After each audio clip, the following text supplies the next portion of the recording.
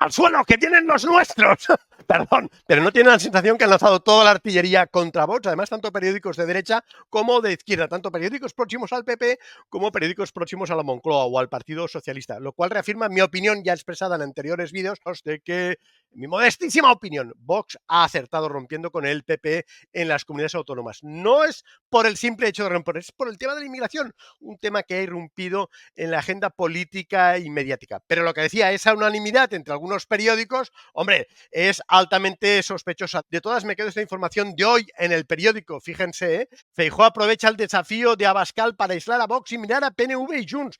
Es decir, más de lo mismo, ¿no? Aquella sospecha de que el PP llegaría a la conclusión de que con Vox no llega a la mayoría absoluta y que a la larga necesitaría, pues eso, Junts y PNV. El famoso café de Daniel Sirera, aunque él siempre insistió que fue simplemente un café y que evidentemente en la calle Génova estaban informados. En El Confidencial dan lo mismo, pero enfocado de otra manera. La ruptura con Vox centra a Feijóo, con lo cual también sería positivo. Yo creo que las elecciones ya no se ganan desde el centro. Esto pasaba antes, pero ahora yo creo que se ganan desde la derecha. No solo eso, fíjense que incluso en el ARA, un diario próximo a Esquerra Republicana, Feijóo saca partido del error de Abascal. Hombre, si el ARA dice esto, es seguro que no es error, pero muchos inciden en lo de error. O este otro, en este caso, El Mundo. El PP usará el error de Vox, tan por hecho también que es un error. O incluso en el ABC, donde ya comparan a Vox con Ciudadanos. Ciudadanos, segunda parte, bueno, pues ya lo veremos, ¿no? Y en El País, evidentemente, se quejan. No, el problema es que Feijóo ha cedido demasiado a Abascal y desde demasiado tiempo. Bueno, pero es El País, no hay periódico más próximo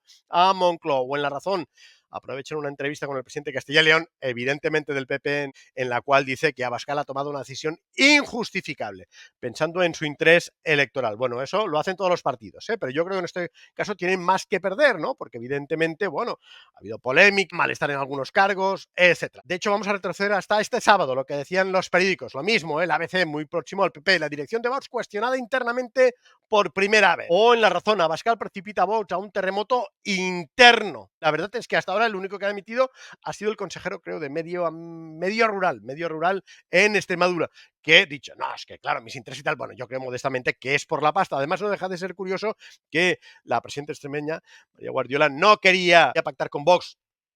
Acuérdense, antes de las elecciones y tal, luego, bueno, rectificó sus propias palabras, pero supongo que no quería pactar también por esta persona. Bueno, seguimos también, en este caso también es La Razón. La ruptura de Vox con el PP desbarata el plan de Sánchez de desgastar a Feijóo. Bueno, no sé si tengo que volver a leerlo, ¿eh? No, claro, es que ha sido, vale, han hecho un favor, porque es que si no, pues ya lo ven, ¿no? El plan de Sánchez de desgastar a Feijóo. O sea que gracias a Vox, Sánchez no podrá desgastar a Feijóo. Además, también pocas voces, ¿no?, a favor de Vox, incluso de dirigentes políticos, ¿no? En Voz Populi, por ejemplo, entrevistaban a la consejera de Asuntos Sociales de Madrid, que evidentemente también decía, es del PP, también decía que Vox se equivoca. Los únicos que daban voz a Vox este sábado era de Objective, a la portavoz en el Congreso, Pepa Millán, que decía que pasamos a la oposición para no ser cómplices de una estafa. Bueno, déjeme hacerles una reflexión, ¿eh? Perdón, Rius, no te enrolles, no, pero generalmente los medios de comunicación van por un lado, por intereses los que sean, incluso a veces económicos, y los ciudadanos van por otro. El voto es secreto. Les voy a poner 4 ejemplos. Primero,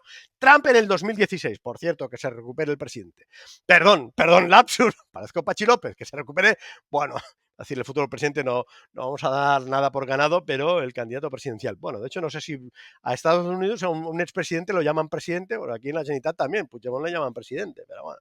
Bueno, en el 2016 Trump ganó contra pronóstico. Tenía todo el mundo en contra, quiero decir, a los medios de comunicación, bueno, evidentemente al New York Times, al Washington Post, a la CNN, al Star System de Hollywood, a los actores, todos, a los intelectuales, incluso a las familias del propio Partido Republicano. Ella era un poco un outsider, ¿no? Acuérdense, estaban los Bush, etcétera, etcétera. Bueno, al final ganó contra pronóstico, ganó contra sorpresa, lo cual quiere decir la importancia de las redes sociales. No solo eso, no, es que todos son los zumbados de las redes sociales, no, es que el voto es secreto y lo que digan los medios cada vez, los medios tradicionales cada vez tiene menos influencia. O acuérdense también, se acordarán, el famoso referéndum por la paz en Colombia. Se lo tumbaron al presidente colombiano, también parecía imposible. ¿Cómo van a tumbar una cosa después de 40 años de terrorismo? Casi guerra civil. Bueno, pues se lo tumbaron y tuvo que hacer, no sé si hacer otro, no, ya no me acuerdo.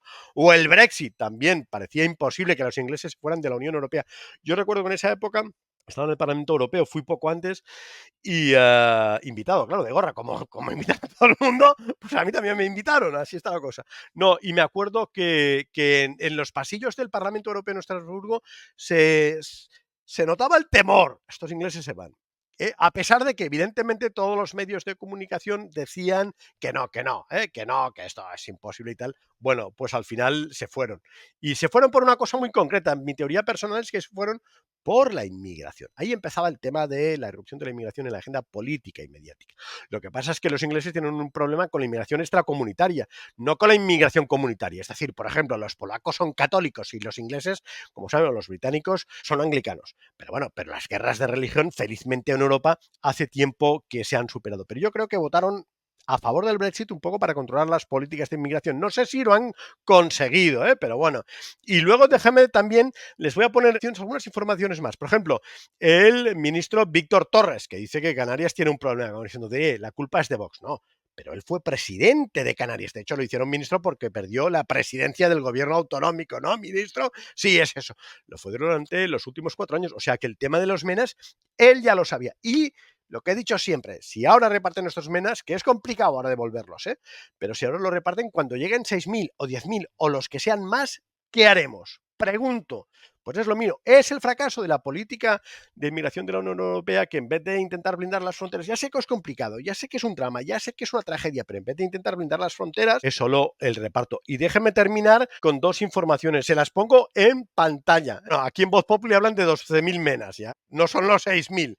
Y luego otra información también de Voz Populi. Se la muestro en pantalla. También yo no digo nada. Ahí lo dejo. Xavier Rius, mañana más.